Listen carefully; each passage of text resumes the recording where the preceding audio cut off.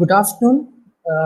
Welcome all our viewers to our international webinar on Gandhi, which is titled Gandhi's Legacy, Reflections and Reappraisals. Today is the first part of what is meant to be an 8-part international webinar series reflecting on various aspects of Gandhi's thoughts, his ideas, and his activism. We consider it an honor, we deem it a privilege to have as our inaugural speaker Dr. J. Daniel Elam, who is Assistant Professor at University of Hong Kong. We welcome you, sir. We are delighted. Like I said, it's an honor that you have agreed to do this talk for us. I'll quickly introduce Dr. Elam, who's a scholar and who's a prolific writer. He is currently assistant professor at University of Hong Kong. He has received his PhD from Northwestern University, United States of America. He's been a fellow at the Society for Humanities, Cornell University. He's been assistant professor previously at University of Toronto. He has been a Mellon Sawyer Seminar postdoctoral fellow at Institute of Research in the Humanities, University of Wisconsin-Madison. He's been a lecturer at Asian American Studies Program, Northwestern Universities. His PhD is on a very important topic, and if I were to put it succinctly, it tells us about the scope of reading as an activity which extends beyond a close engagement with the text. The political import of reading has been rightly underlined by Dr. Elam. He has several publications to his credit, numerous essays and articles in journals. He has 2 books which are slated to release later this year. World Literature for the Wretched of the Earth. It will be published by Fordham University Press later this year. And Impossible and Necessary, Orient Black Swan, which is slated to be released in November 2020. He has also contributed to edited volumes and anthologies, some of which include Political Thought in the Global South, co-edited with Kama McLean and Chris Moffat, Writing Revolution in South Asia and Revolutionary Lives in South Asia, both of which were published by Routledge. His upcoming publications also include books titled You Are Lamar, Anti-Colonial Sociology, Afro-Asia from Vitalism to Solidarity. And then there's a monograph coming up on Hardayal, if I'm not mistaken, titled Hardayal, Anti-Colonialism, Pedagogy, Modernity. I welcome Dr. Elam, and before I welcome Dr. Elam to start his presentation, I would like to read out the message sent by Honorable Vice Chancellor of North Odisha University. This talk, as you know, is being organized by Department of English, Keonjhar Campus, North Odisha University. Our Vice Chancellor could not be here due to prior commitments, but he has sent a message. So I'll quickly read his message before I hand the virtual stage to Dr. Elam. Our Vice Chancellor says, Gandhiji was known to the whole world as a person so unique and original in respect of high-order independent thinking, gifted with an indomitable zeal, unparalleled power of comprehension, unwavering determination, and uncompromising decision-making ability. His model for a better India was comprehensive and holistic.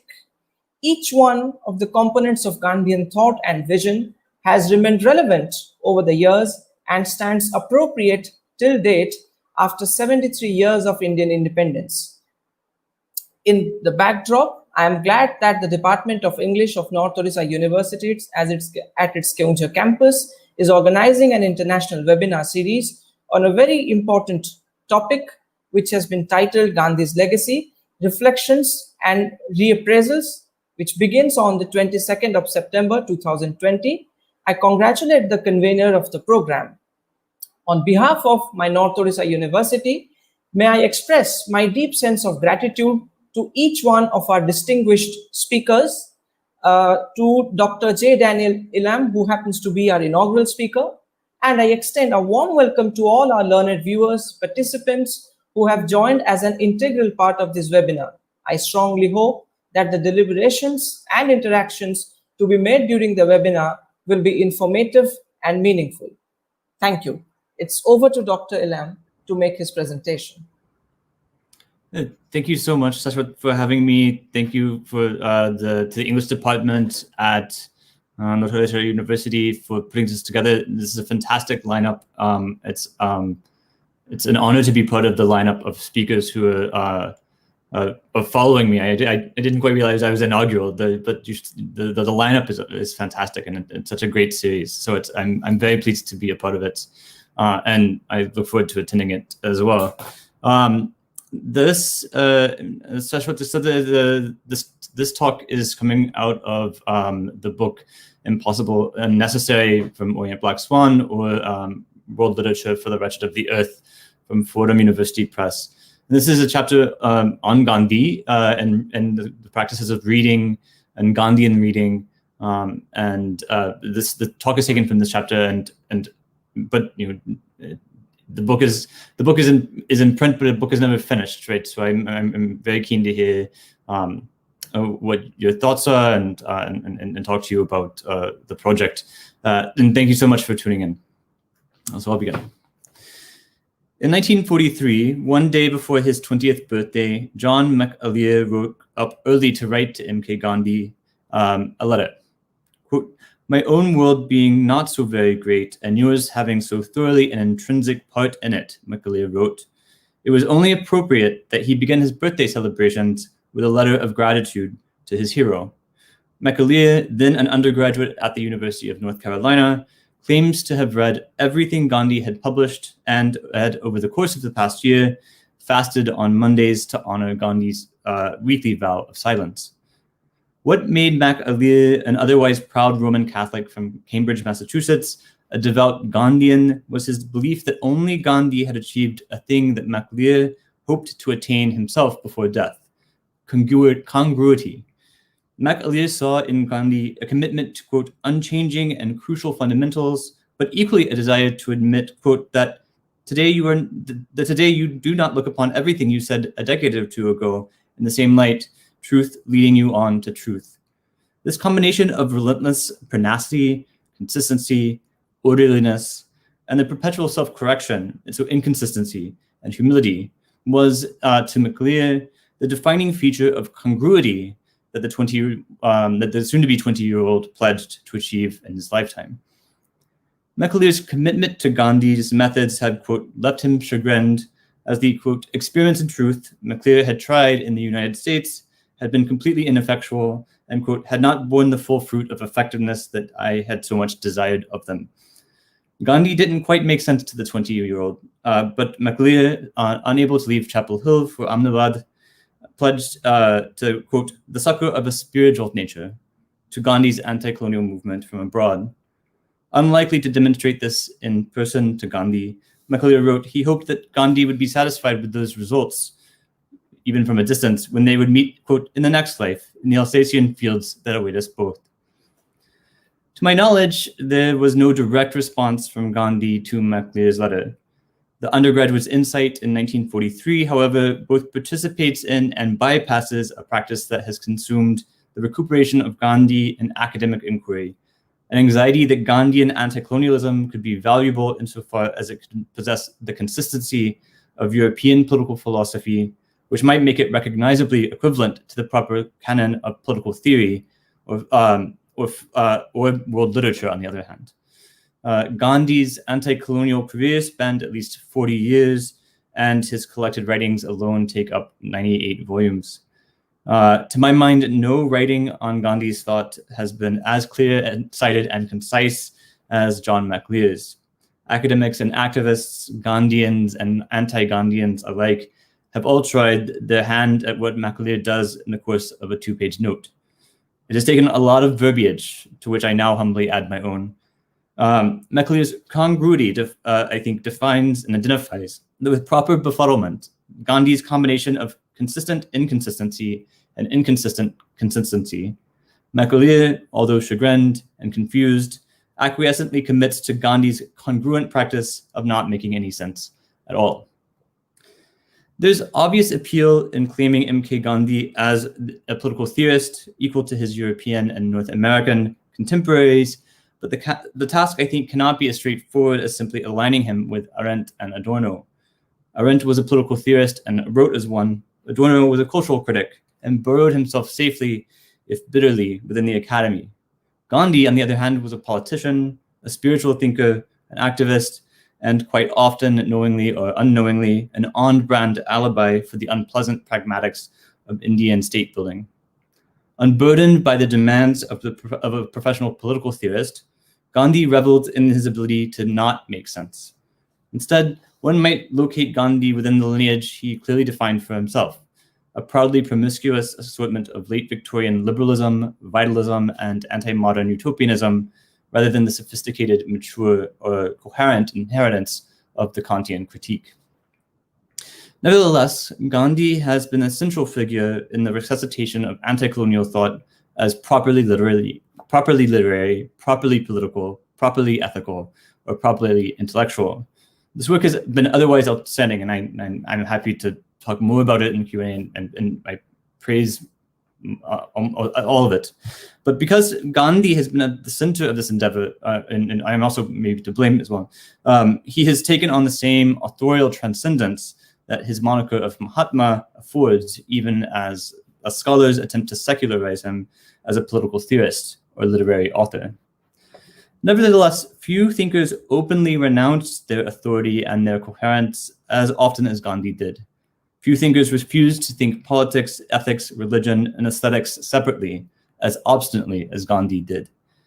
Fewer thinkers, even fewer thinkers, still renounced their ability to renounce their authority and coherence, quite like Gandhi did. So our inattention to Gandhi's impossible demand for this doubled relinquishment has produced outstandingly coherent, outstandingly authoritative, and outstandingly mature analyses of his thought. Gandhi is not the Derrida of anti-colonial theory. That's Derrida himself. But more importantly, it seems that Gandhi would have even refused to be the Gandhi of anti-colonial thought. In Hind Swaraj, the editor warns, quote, the reader, recall, against the replicating, quote, the tigers of the British Raj. Lest we speculate on what he means, the reader then offers a short list: Mill, Spencer, and the English Parliament. But more importantly for our concerns here, Gandhi's thought was messy, it was contradictory, it was impossible, it was experimental, and it requires a substantially difficult analytical gymnastics, or at least a lot of asterisks and caveats, to make him articulate a philosophy. Instead, allow me to humbly suggest that we relax and let Gandhi do what he claimed repeatedly to do best, to fail. Gandhi failed spectacularly. We might say that Gandhi's failures, especially his failure to be consistent or to make sense, mark the congruence of his anti-colonial thought. So I suggest then that we begin our approach towards the quite impossible Gandhian anti-colonialism or anti-colonial thought by way of his pleas for inauthority, his pleas for some authorities somewhere else, his inconsistencies, and his deference to and his demands to be the thinker of an inconsistent anti-authoritarianism. These are to be found most clearly, I think, in the debates that Gandhi participated in, which is to say, again, or more clearly, or more precisely, the debates that Gandhi lost. We will start, so what I'll do is I'll start by examining Gandhi's 3 apologies for lost debates in his newspaper Harijan in the late 1930s. Then we'll work our way backwards very quickly to Gandhi's most famous but imagined debate, Hind Swaraj, which he published in 1909. This backwards trajectory, I think, will allow us to better approach Gandhi and anti-colonialism across the kind of main 30 years of his career. But before I do that, let me talk about Gandhian vocabulary. And it's true that I think Gandhian thought entices us to believe that his aim was the uncomplicated attainment of mastery. but his writings tended to be a bit grounded more in the muck of practice and bad behavior, which was always at considerable distance to that imagined goal. What Gandhi documents, for the most part, are his repeated failures, or his at least courting of possible failures. More importantly, Gandhi documented his failures to articulate his own beliefs properly. In London, around his own 20th birthday in 1889, Gandhi clumsily began two of his fairly significant experiments with truth. Well, first, his interpretation of the Gita, and second, his abstinence from meat eating. So what would become Gandhi's highly idiosyncratic explication of the Bhagavad Gita began with a chance encounter, as he tells it, between the second-year undergraduate and two theosophists in London, with whom Gandhi began reading Edwin Arnold's 1885 loose translation from Sanskrit of the Gita, which is called the Song Celestial. As Gandhi writes in his autobiography, quote, "I had read the divine poem neither in Sanskrit nor in Gujarati. I was constrained to tell them that I had not read the Gita, but that I hoped I would gladly read it with them, and that through my knowledge, and although my knowledge of Sanskrit was meager, I still hoped to understand the original." Gandhi's lectures on the Gita, which he delivered then later in the 1920s, relied almost entirely on Arnold's translation, and in his autobiography, Gandhi notes his failure to finish the text in Sanskrit and quotes Arnold's translations verbatim. My intention here is not to chide Gandhi for relying on English sources. The 21 or 22-year-old and then also the 60-year-old Gandhi considered himself instead a translator who, as Javed Majid has shown, self-consciously trafficked in translations that were, quote, always approximate and incomplete, thereby perpetually revealing his ignorance and in his ineptitude. When later the same year, when he was 20, 1889, he was forced to defend his vow of vegetarianism, a key tenet of self-purity in Gandhian thought. In a debate with his university roommate, Gandhi fails quite miserably. In his account, this is also from the autobiography, quote, "The friend once got disgusted with the state of things and said, 'You confess to having eaten and relished meat. You took it where it was absolutely necessary and will not where it is quite essential. What a pity.' One day the friend began to read to me Bentham's Theory of Utility. I was at my wit's end. The language was too difficult for me to understand. He began to expound it. I said, 'Pray excuse me, these abstruse things are beyond me. I admit it is necessary to eat meat, but I cannot break my vow. I cannot argue about it. I am not sure I can meet you in agreement. Please give me up as foolish or obstinate.'" Ajay Skaria has argued for the importance of the vow in this passage, insofar as Gandhi insists on his own surrender to the power of absolute consistency. But I suggest we focus instead on Gandhi's final plea, "Give me up as foolish." Where the vow assumes philosophical consistency, the relinquishment of making sense strikes me as a more radical stance, especially considering Gandhi's willingness to foreground the inconsistency of his vegetarianism, although ventriloquized in the words of his friend. As important as fulfilling a vow was for Gandhi, Gandhi acknowledged that even vows could be products of error and nonsense. Gandhi reveled, moreover, in his inability to make an assured vow or a coherent argument.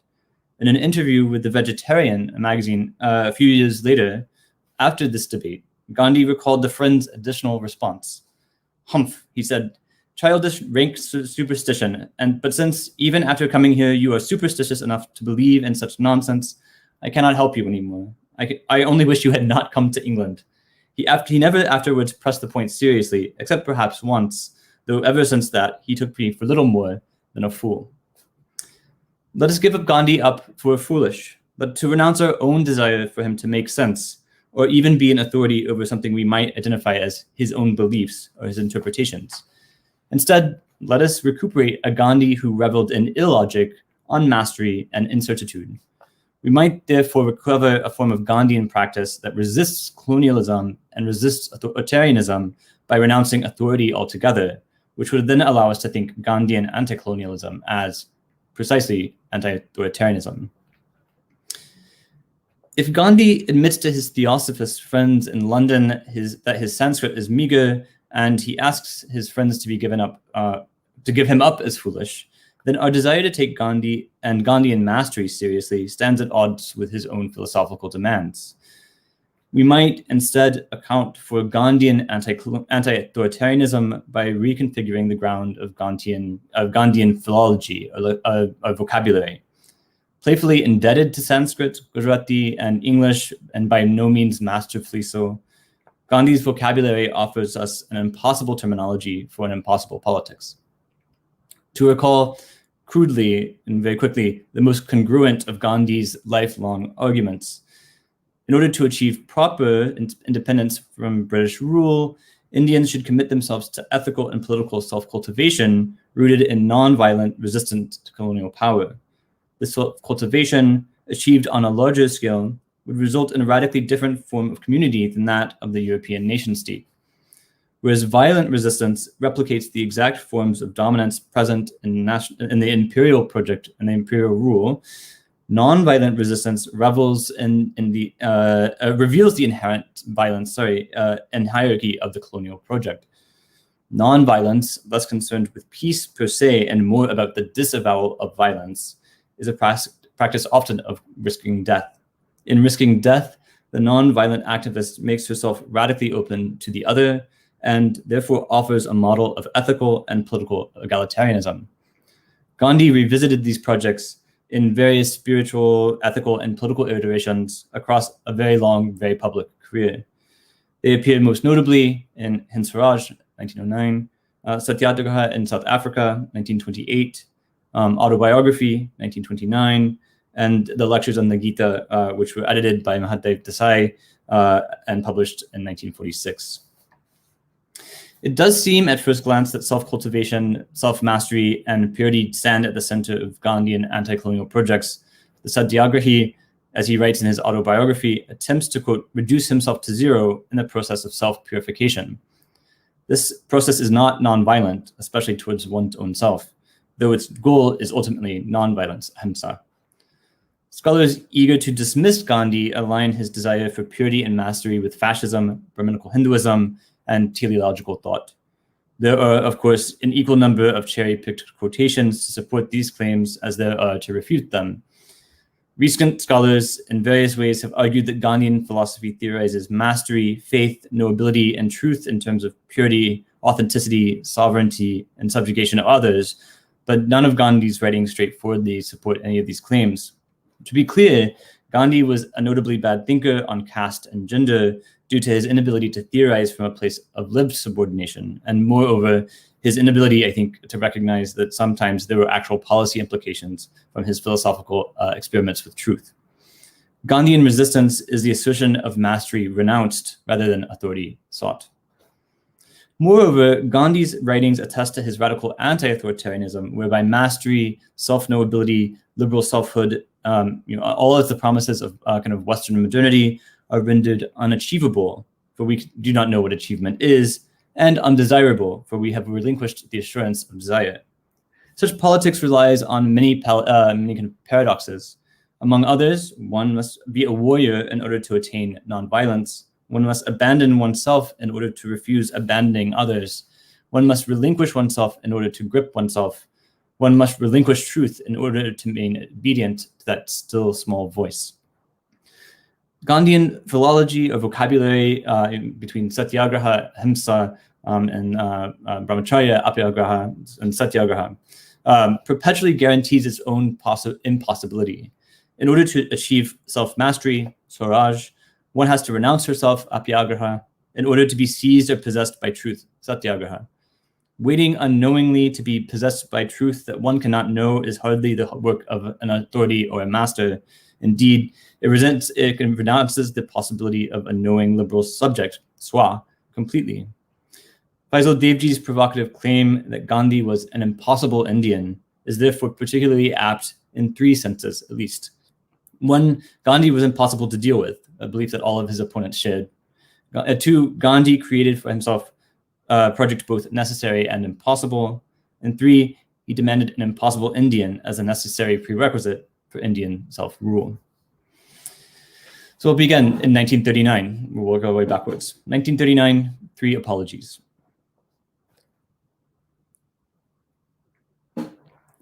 The winter of 1938-1939 was a bad season for Gandhi. A fast in protest of failed negotiations around political reform in Rajkot had gone awry, and the letter written to German Jews had received major backlash. Gandhi defended himself for a few issues of Harijan, his newspaper at the time. But starting in the May 1939 issue, his tone changed drastically. Regarding the misguided fast in Rajkot, quote, "I recognize my error. At the end of my fast, I had permitted myself to say that it had succeeded as no previous fast had done. I now see that it was tainted with himsa, violence. This is not the way of ahimsa, nonviolence, or conversion. It was the way of himsa, or coercion. I owe an apology to the Viceroy. I apologize to the Chief Justice. And above all, I apologize to Tukur Seb and Dobar Shri Virala. I must also own that, in common with my co-workers, I have harbored evil thoughts about him. Suffice it to say that the way of ahimsa was not and has not yet been applied to him." Regarding his essay, The Jews and Later the Jewish Question, in which he argues that Jews fleeing Nazi Germany should instead practice nonviolence resistance by remaining in their country, Gandhi writes, quote, "In the face of foregoing weighty contradictions now enforced by the editor of the Jewish Tribune, and of the fact that I cannot lay my hands on anything on the strength of which I had made that challenged observation, I must withdraw it without reservation at all. I only hope that my observation has not harmed a single Jew." And then finally, in the September 1939 iteration of Harijan, a summation. "My nonviolence is made of stern stuff. It is firmer than the firmest metal known to scientists. Yet, alas, I am painfully conscious of the fact that it has not yet attained its native firmness. If it had, God would have shown me the way to deal with the many local cases of violence that I witness helplessly daily. And even at the risk of being misunderstood, I must act in obedience to that still small voice."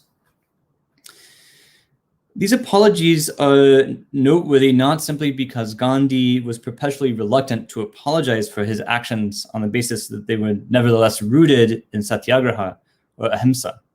Tagore, writing to Gandhi in 1934, praised his consistency while politely chastising Gandhi's obstinacy. Gandhi replied, and would consistently reply, by insisting on his perpetual inconsistency, repeatedly claiming that, quote, "As the great sage Emerson once said, consistency is the hobgoblin of small minds." Ajay Skaria has written that Gandhi had faith in pure means rather than ends, which is how Gandhi easily justified his failures and contradictions. But the 1939 apologies are noteworthy because Gandhi admits the fallibility of even the pure means themselves, of even the pure means of satyagraha itself. Even in the moment of feeling, in other words, even in the moment of feeling seized by the truth or by God, the satyagrahi could err. A satyagrahi could be possessed by a truth which might turn out to be entirely wrong. It would be easy to claim that this marks another way by which Gandhi attempted a certain type of renunciation, and to claim that the apologies and pleas to be given up as foolish are mere iterations of an ascetic practice, the striving for the complete relinquishment to the point of losing a debate about one's own ascetic practice. This would mean that Gandhian renunciation, in the form of loss or assertions of one's own logic, circumscribes a set of enacted failures to stunt an otherwise smooth progression towards attainable satyagraha. This claim is compelling because it neatly and cleanly justifies Gandhi's mistakes, but the conclusion, then that would require an apologia, not an apology. Gandhi was so adept at the former that we have tended to overlook the latter, and to my mind, I think actually much more interesting formulation. When Gandhi admits that he has stumbled on his way to satyagraha, he nevertheless retains the authoritative claim that he knows the general contours of that truth that will eventually seize him. But when Gandhi admits that he does not even know where he is going, or even know what the truth might be, a more provocative claim emerges. So allow me to describe two trajectories for this more radical claim, marked by the doubled meaning of satyagraha, both as truth and seizure and being and truth, and Gandhi's citations. To recall, Gandhi relies on a produced slippage between truth and the self, satya, in his formulation of satyagraha. The moments when Gandhi apologizes are moments where he confesses the more radical possibility of having been seized by the false truth in the first place, with little to no clue where the correct truth might be found. We can find the articulation of this apyagraha in his September 1939 apology. And this, even at the risk of being misunderstood, I must act in obedience to that still small voice. Waiting blindly for a truth to arrive, and additionally being unsure whether that truth is correct when it does, is hardly a practice of mastery. This is to take more seriously the claim that Gandhi's autobiography is an account of his experiments with truths, or attempts at truths, an unsure stumbling towards satya, which is yet to be known, or which may never be known, or which be known falsely. Second, the moments when Gandhi begs forgiveness or asks to be given up as foolish are moments when he abandons his satya, his truth, and his self. These are the moments of doubled renunciation. Gandhi renounces his own ability to renounce, or alternatively, but Gandhi renunciates his own inability to renunciate, and therefore asks others to do it for him. Phrases like, "Please give me up as foolish," "Allow me to lose this debate," and "Allow me to be wrong," put Gandhi's self, satya, in the grip, graha, of others. Gandhi locates a position in which he asks the other to relinquish, on his behalf, himself. Put differently, this might look something like, "Please reduce me to zero," a claim that begs the other to renunciate the renunciant. In this process of renunciation, the other too then becomes a renunciate. Losing the ability to lose yourself so that another person might lose you is a precarious and unsustainable politics of radical egalitarianism, which produces two renunciants at once. Mahadev Desai, Gandhi's editor, assistant, translator, and publicist, wrote an editorial in Harijan in 1940 defending Gandhi's apologies.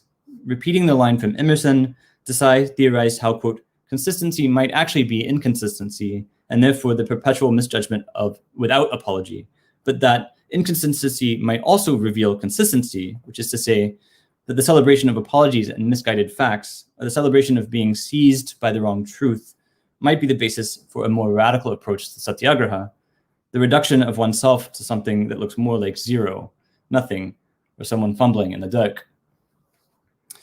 In the same 1939 September edition of Harijan, Gandhi claims that although it is a crude articulation of his beliefs, he would not change a single word of Hind Swaraj upon its republication after 30 years of reflection. So on one hand, Gandhi admits his satyagraha has been and could be, again, essentially wrong. On the other hand, Gandhi argues that his political philosophy is so essentially correct that not a single word need to be changed. What do we make of these two seemingly contradictory stances on the same issue of September 1939 Harijan?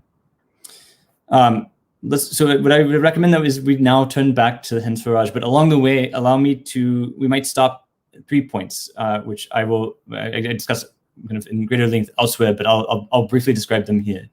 So first, we might stop in 1935 when he participates in a debate with Tagore about the cause of earthquakes, or in 1934 when he debates Margaret Sanger about the use of birth control, or in 1932 when he led 2 self-declared failed fasts after allegedly winning the Pune Pact. I won't describe them in detail here, but allow me to give you the kind of very brief summation of Gandhi's opening gambit. What you say is correct. Others more knowledgeable than I have agreed with you, but I cannot agree with you. Please allow me to be wrong. Please allow me to lose this debate. Now we may return to the curious juxtaposition. Returning to this curious juxtaposition between the 3 apologies in the September 39 Harijan, and then a page later, a defense of Hind Swaraj. I think we could now turn to Hind Swaraj itself. The story is fairly well known. Aboard the SS Caledonian Castle, traveling between London and Cape Town in November 1909, Gandhi furiously wrote a dialogue on Indian self-rule entitled Hind Swaraj. It was first published in Gujarati in 2 installments in Gandhi's own South Africa-based Indian Opinion. It was banned by the British, and Gandhi translated it into English in 1910. Hind Swaraj is considered Gandhi's most authoritative text and a central text in the corpus that draws together political theory with ethical experimentation, continental philosophy with Hindu textual practices, and philosophy with projects of ascetic cultivation, self-cultivation. Antoinette Burton and Isabel Hofmeyr have rightly anointed it as one of the, quote, 10 books that shaped the British Empire. Over the course of 20 short chapters, an editor and a reader debate the merits of Indian self-rule, which cannot be reducible to Indian political independence. Rather, over the course of the dialogue, the editor carefully and slowly explains the necessary elements for a proper Swaraj. First, the development of a uniquely Indian version of government instead of replicating the British Raj. Second, an Indian independence acquired only through passive, non-violent resistance. Third, a non-violent resistance acquired only through national self-reliance. This is the Swadeshi project. Fourth, a total and complete rejection of Western civilization. The reader questions each of these arguments in turn, and the editor very patiently replies. Consequently, it makes sense to assume that the editor, is often done, that the editor is Gandhi and the reader is someone keen for Indian independence, but in favor of a more expedient approach. Gandhi proposed a series of reading and circulation strategies for his periodical Indian Opinion, that reached from Durban to the world in ever-expanding concentric circles. Slow reading names for Isabel Hofmeyr, the practice by which Gandhi reimagined the imagined community rooted in both the homogeneous experience of print culture, but also in practices of memorization, recitation, orality, and collage that the Indian opinion demanded. This produced alternatively an imagined community in its very condition of being time out of joint. Reading, and especially inexpert or even non-literate reading, is a fundamental practice to Gandhi's anti-colonialism at this moment. Gandhi theorized the social act of reading as crucial for the formation of an anti-colonial subject, as well as the foundation for an anti-colonial imagined community that stretched, even if asynchronously, across the Indian Ocean. Reading is a non-productive and non-sovereign act in this sense, and the readers remain perpetually unknown to the historical record. Is the social act of reading, then, the very method by which Gandhi urged his sympathizers and his supporters to reduce themselves to zero? Anthony Perel has written extensively about Gandhi's political vision for Hind Swaraj, the historical context of its emergence, and the concerns to which it seeks to respond. Hind Swaraj was shaped by Gandhi's encounter with Indian nationalists during his time in London at the India House. In this sense, it's easy to imagine, as is often the case, that the editor is Gandhi and the reader is likely an expatriate anti-colonial revolutionary. Perel has expanded the role of the reader in his own analyses to include, quote, the extremists and the moderates of the Indian National Congress, the Indian nation, and the British. Similarly, Isabel Hofmeyr argues that it's difficult to imagine the reader as a revolutionary figure who would have likely not had the patience to interrogate the editor in so calm and collected a tone. In place of this revolutionary, Hofmeyr argues that the reader is the very model of the satyagrahi envisioned by Gandhi's editor, and by extension, Gandhi himself. What Hofmeyr calls the Gandhian theory of reading is a practice of self-rule and self-regulation, much like the practices Gandhi himself was busy cultivating in South Africa while he was writing Indian Opinion from Durban. Because readers had to be self-ruling, Hofmeyr argues, Gandhi's instructions in Indian Opinion were strict and extensive. They involved not only reading, but also translating, reciting, clipping and pasting, and also illicitly circulating across Gujarati kind of transnational networks. In short, Hind Swaraj and Indian Opinion, when read together, revealed Gandhi's belief that reading and anti-colonial practice were one and the same. The reader was the satyagrahi. The debate of Hind Swaraj ends with the editor's pragmatic 4-item manifesto for true self-rule, ostensibly ending the conversation and the book. The reader admits defeat. The editor, having successfully won the debate by logical, patient, generous argumentation, appears to have the final word. But in the English version, there's a curious appendix, which Gandhi in the introduction has asked his audience to consult. The appendix is entitled, simply but provocatively, Some Authorities. Under this title, Gandhi provides a list of some authorities, crucially, authorities which are not him. I'll read you the list. Tolstoy, the kingdom of God is within you. Tolstoy, what is art? Tolstoy, the slavery of our times.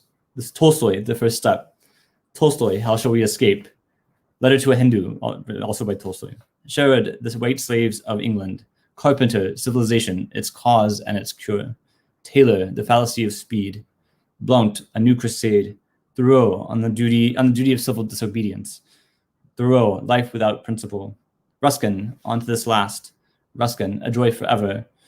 Mazzini, duties of man. Plato, defense and death of Socrates. Nordau, paradoxes of civilization. Nauroji, poverty and un-British rule in India. Dutt's economic history of India, and Maine's village communities. The authors here could easily provide us they do easily provide us with the general contours of Gandhi's philosophical lineage. Tolstoy's Russian mysticism and politics, Ruskin's aestheticism, Taylor's anti-technological modernism, Carpenter's anti-modernism, Mazzini's proto-fascism, and Dutt's Marxist historical analysis of British imperialism are all visible in Hind Swaraj and in various different forms. Leela Gandhi and Anthony Perel have traced some of these lineages, most notably, Leela Gandhi's work on Thoreau and Carpenter. Other scholars have examined Gandhi's relationship to Tolstoy, and Shruti Kapila has traced Soul Voice, which becomes Satyagraha, from Herbert Spencer to Giuseppe Mazzini to Gandhi. Vinay Lal, who I think will participate in this lecture series later on, has illuminated the North American, South Asian, North American trajectory of transcendentalism and passive resistance from Thoreau to Gandhi to Martin Luther King Jr. Instead of tracing intellectual influence, I think what we might do is argue that the textual foregrounding of one's own reading is itself a practice of renunciation.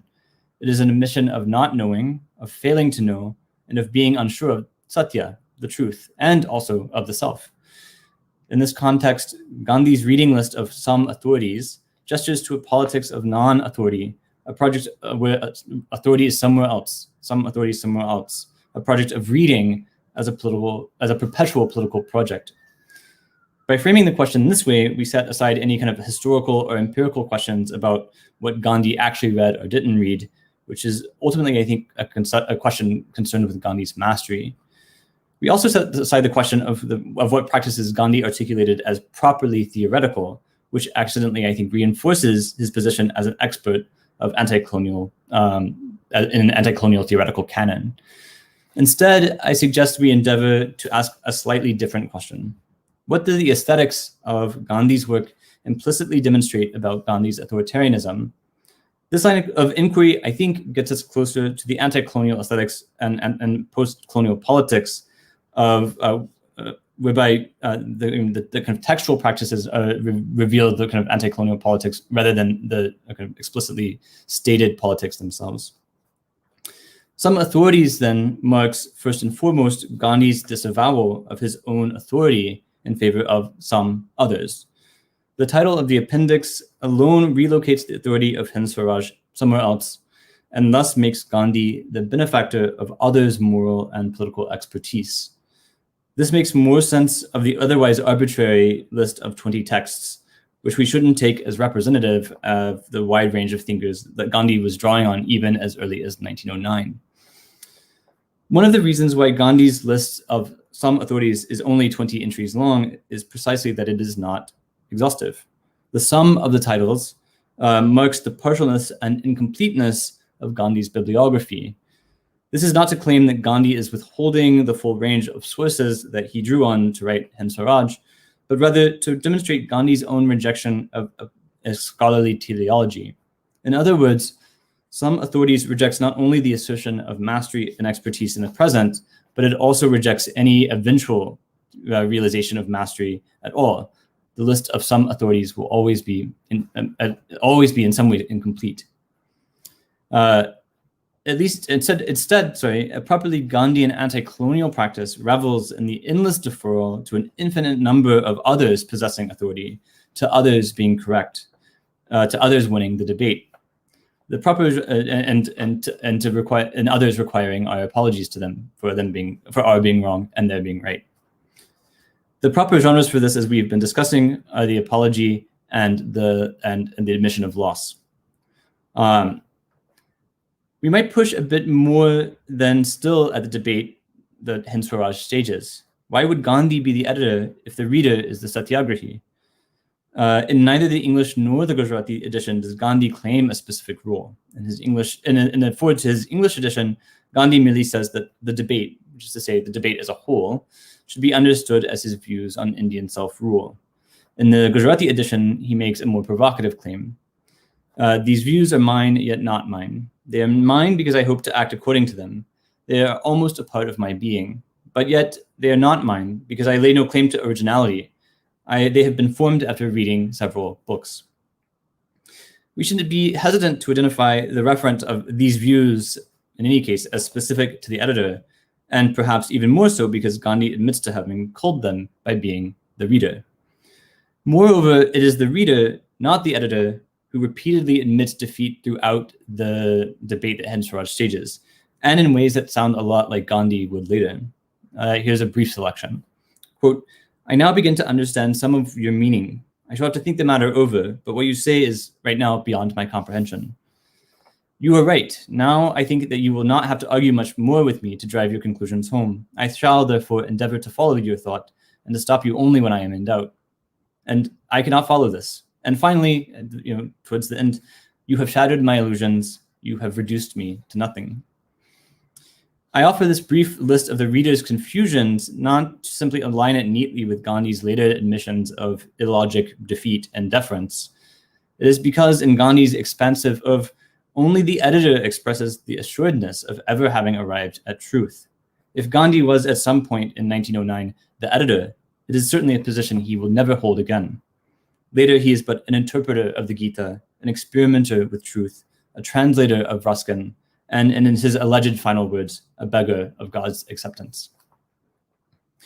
Gandhi foregrounds his indebtedness and thus creates a network of texts and a network of readers, and he is therefore, as Simona Sanhi has written, an activist reader whose reading renders the texts open for endless interpretation. The reader in Hind Swaraj is someone in addition to the supposed audience of Hind Swaraj, though that person too is also a reader. The reader is a person who reads, but she is also a Satyagrahi. In this case, the bibliography serves to acknowledge this additional reader himself, which is Gandhi. Gandhian renunciation in these particular aesthetic practices displaces authority to some others and clings instead to the egalitarianism of the potential of being wrong, fallibility, and deference. The reader is a person who reads and thus participates in a collective fumbling for truth in the self, which might not ever arrive or might arrive incorrectly. It is, after all, the reader who concedes to the editor at the end of Hind Swaraj's debate. Somewhere in between the editor's successful argument and the appendix of some authorities, there's a figure who begins to resemble Gandhi.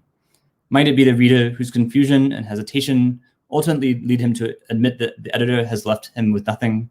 Could it be then the reader who then begs to be reduced to zero? To conclude, I think we might return to 1943, to jump forward in time, to recall a young undergraduate at the University of North Carolina, John McAleer, on his 20th birthday. McAleer did actually end up meeting Gandhi 3 years later on a visit to Pune in 1946. Speak the rude truth in all ways, Gandhi allegedly told McAleer, quoting Emerson yet again.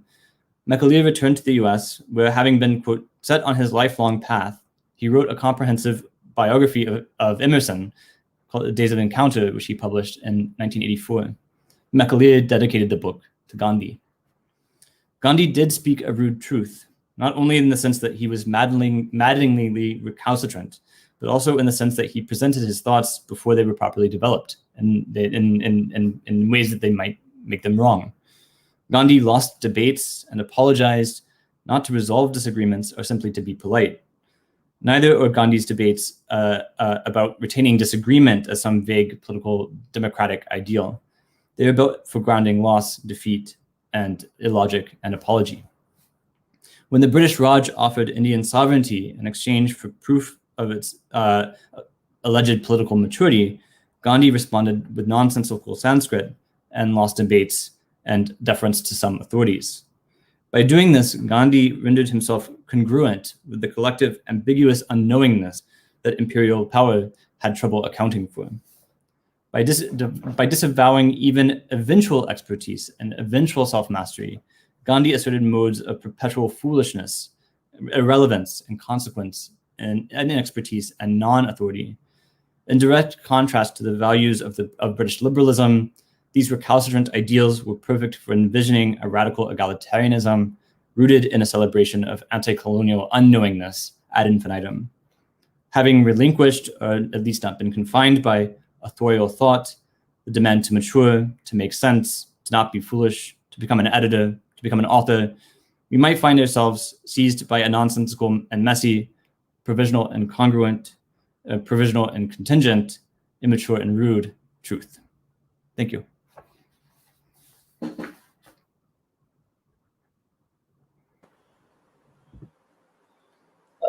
Thank you so much, Dr. Elam, for that engaging talk. It was richly insightful, uh, which uh, which leads me to a couple of quick observations before I really open it up to the audience. One is this very important point, a larger pattern, if I may put it that way, that emerged out of talk is as students of literature, what are the ways in which we can think of Gandhi? Because often Gandhi is a favorite subject among historians and political scientists, social scientists, and so on. So your entire presentation about looking at Gandhi as a reader and his ways of reading and his ideas of reading will hopefully lead literary scholars and students of literature to think of Gandhi's engagement with reading and therefore, by extension, look at Gandhi's engagement with literature. So we perhaps will now have ways of thinking of Gandhi in the literature department. So that's I think one very important point that emerges out of your talk. The other important point that I was thinking of is usually when and this is something which you pointed out, perhaps with a different emphasis, is when we look at Gandhi's writings, we sometimes tend to look at them selectively or cherry pick a few points. But to connect his writings over a period of, say, 40, 50 years, and then to see some kind of patterns emerging despite the, like you said, consistent inconsistencies that are there, I think that too is equally important. So two very among several things that you said, which we are grateful to you for, in two very important points that we as students of literature need to mull over, need to contemplate. So thank you so much. And now the session is open for questions. So if there are questions, please post them in your YouTube comment section. I'll read them out, and Dr. Lim will be happy to answer, I'm sure. No, I mean, thank you. Those were incredibly generous comments. I think Gandhi fits really well in the sphere of literary studies, and for two reasons, just as you said. One, as a very vibrant writer himself, and two, as as I hope to show, as a theorist of the practice of reading and what reading might enable as a kind of collective endeavor, or what kind of collective interpretation might produce, as a political project. And so I think that to me is the role that Gandhi, I think, can serve in literary studies. And I mean, I do think it's, despite the allure of making Gandhi consistent, I think Gandhi insisted on his inconsistent consistency and consistent inconsistency, and in so doing, and I think actually reveals a much more interesting project that is obviously much more difficult to track and to trace, but it also produces a Gandhi that's much more exciting and much more much more expansive a thinker than I think we would otherwise have.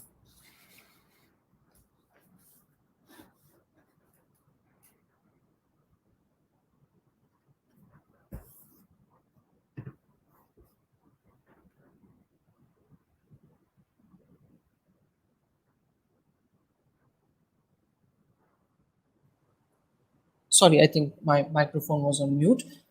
Am I audible now? Yes. Thank you. Yes. So I have received a question here, which says, "What are your views on Gandhi as a reader of translated texts?" I think there's a number of different things to say here, which that's a fantastic question, right? So Javed Majid has written very beautifully and very convincingly that Gandhi's position of his own work as a translator, right, was to create a situation in which he would always be an improper translator or an insufficient translator. And I think that that to me seems like a really interesting formulation, especially in relationship to the Gita through his lectures in the 20s, but then also his relationship to Ruskin's work and his the summations that he produces of Onto This Last and other kind of works by Ruskin and some of the kind of aestheticists of the late 19th century. And I think by foregrounding the kind of the inconsistency of translation, the perpetual the perpetual slippages between languages, and what might get lost and what might not be available because of translation. I think that that's another way in which Gandhi creates.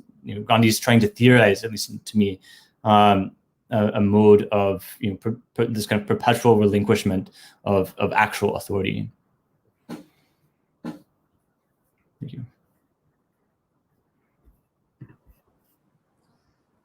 Thank you. We have, I think, at least two more questions. The first is by Manas, who says that, "Thank you for the lecture. My attention was drawn to apologies and Gandhi. While I agree that he did step back, this is with reference to his inconsistency, beg your pardon. But what about incidents, those incidents, especially when he refused to apologize, the 1920, 1922 contempt and sedition case?"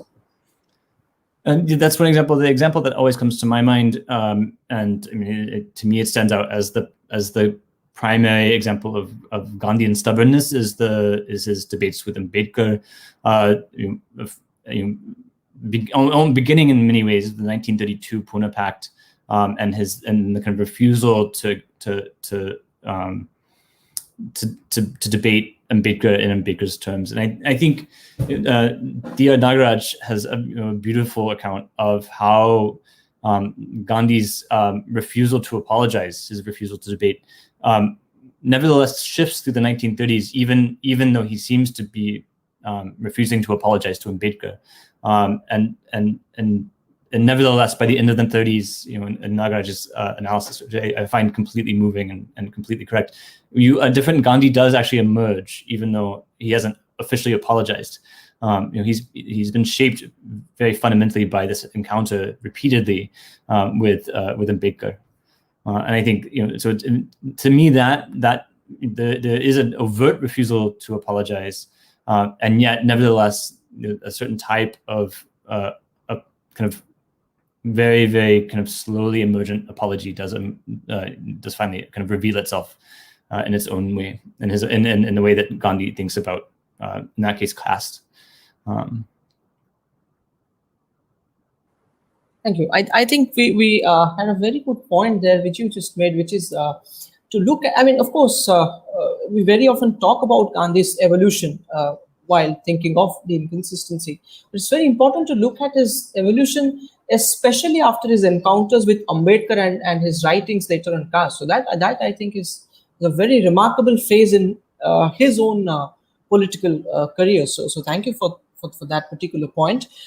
We have another question by Shikha, who says, "Thanks for the insightful lecture, Dr. Elam. If we think of authorship with relation to authority, how do we understand Gandhi's decision to give up copyright?" I think this is in reference to Hind Swaraj. Yes, this is given the kind of history of copyright in the British Empire and at this very moment, about which I only have a kind of very general sketch. I mean, the decision to give up copyright is a decision to relinquish authorship, right? And this desire or decision or act or practice of relinquishing authorship, I think, is inherently connected to the desire to relinquish in whatever form, any mode of authority that one could possibly possess. And so I think I think this relationship between authorship, even if it comes under the form of copyright, and authority is, for Gandhi, I think is 1-to-1. And just to go back to the previous question, and to say more, I think it was equally true that Ambedkar was changed by this encounter with Gandhi through the 30s.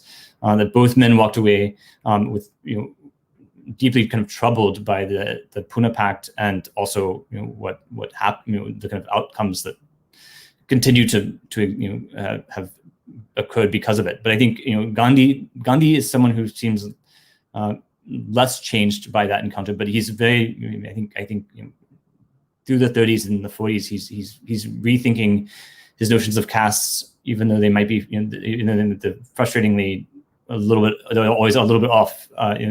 He's constantly rethinking and reformulating his relationship and to caste, and I think that's because of Ambedkar.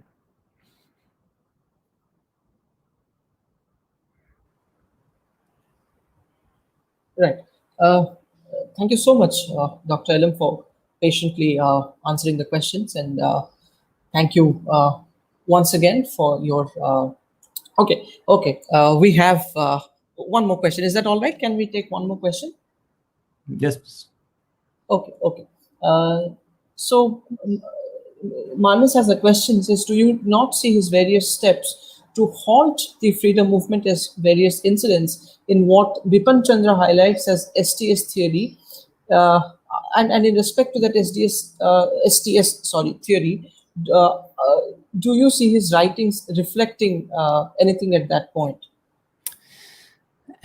I mean, as someone who works, began working on anti-colonial revolutionary thought, mostly Bhagat Singh, right? I mean, my encounter with Gandhi is as precisely someone who is constantly getting in the way of a certain type of revolutionary imagination, and kind of actively so. And as someone who who works on Ambedkar, right, Gandhi is a maddeningly frustrating opponent in that sense as well. And so there is Gandhi, the politician, who does who might be seen to kind of halt these revolutionary projects, or halt these kind of the annihilation of caste, or even the granting of special status. That Gandhi is a very, very frustrating Gandhi to witness. But I mean, I think the one of the kind of examples that makes this very clear to me is a very obscure debate he holds with Tagore in 1935, where there's an earthquake in Bihar, and he says the cause of the earthquake was Hindus' inability to annihilate caste, and Tagore says, I think the cause of earthquakes was plate tectonics. And you see that in Gandhi's recalcitrance to move, to let science move forward, in ways that actually kind of might have been devastating for the Bahari communities that were affected by this earthquake. But Gandhi's insistence that he might halt a project and yet also be wrong, I think is the kind of is one way to kind of pull out a really interesting kind of contradictory strain of thought within Gandhian political philosophy, which is to say, I mean, you can stand and you can take a stance knowing you can be seized by a truth which you find out very quickly is wrong, and nevertheless not be able, having relinquished yourself, right, to that false truth, not be able to move on. And so I think then the kind of stubbornness, the impossibility, I think all of these things are foundational to the Gandhian project in both ways that I both admire in some instances and find incredibly frustrating and infuriating in others. But I think that would be the through line for me, was this kind of willingness to be incredibly wrong, and to know it, or to not, to be seized by a false truth, and and to live it out. That it's a somewhat unsatisfactory answer in many ways, especially for someone who is also drawn to Bhagat Singh and Ambedkar and many of Gandhi's anti-colonial opponents. But I think that for me is one of the things that makes Gandhi quite provocative and interesting. I think as well. So while he may not have been the impossible Indian, but sometimes he could be a very difficult Indian. Yeah. Precisely. Yeah. Yes. Thank you so much. Before I end today's session, I would like to sincerely express my gratitude and warm appreciation to our esteemed speaker, Dr. Elam, who found time for us, spoke with us on such an important topic, such a crucial topic. And I think while we reflect on the importance of Gandhi, we also need to think of Gandhi sometimes in critical ways and not just blindly admiring anything and everything that is there, because perhaps one way of legitimately respecting any figure of historical worth is to engage with him in a critical fashion. So we may not agree, but we can respectfully disagree with what he says. And of course, as we have learned from today's session, there are various things we could learn from Gandhi as a reader and even otherwise. So thank you, Dr. Elam, and I would like to thank our audience who joined us here today. The Vice Chancellor of North Odisha University, who unfortunately could not join us, but who sent us his inspiring words. Thank you so much, everyone. We will be back on the 25th of September at same time, 4 p.m. IST. Our next speaker, who will be the speaker for the second part of this 8-part webinar series, is Professor Talat Ahmed of University of Edinburgh, and she'll be speaking on Gandhi and his influence on popular movements in India. So we'll be back on the 25th. Please do join us. Please do subscribe to our YouTube channel to stay informed of the various events that we have planned over a period of 1 month or maybe a little more. Thank you, everyone. Thank you so much. And thank you once again, Dr. Elam. It was wonderful to have you as our speaker today. Thank you. Thank you very much. Thank you for these questions as well. Thank you. And thank you for a fantastic panel. Goodbye, everyone.